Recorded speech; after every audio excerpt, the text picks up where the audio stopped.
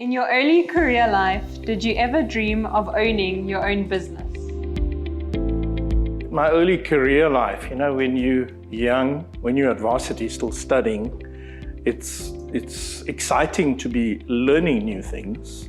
But I think also there's a bit of a negative to it in that the way teaching is done, you also realize how much you don't know and how much there still is to learn and to discover, etc.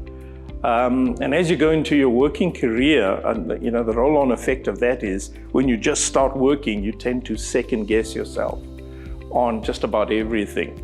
And you have this tendency to want to refer to a book, refer to a textbook.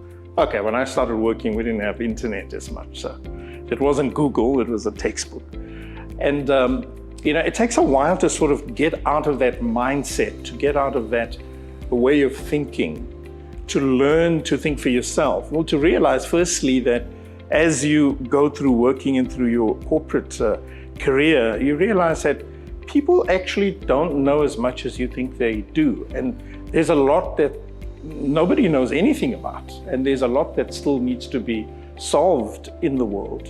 And that kind of sparks your own curiosity, and you think a little more and you sort of experiment a bit. And it's a change of mindset. Somewhere along the line for me, there was a switch that sort of flicked. And I thought to myself, no, there's got to be a better way. And in fact, I can think of many better ways of doing things. And I suppose you've got to have a bit of a rebellious nature in yourself. And you've got to be a dreamer. So I had all of those qualities, and I always dreamt of creating a world that was way better than what I was experiencing. And just the excitement of that.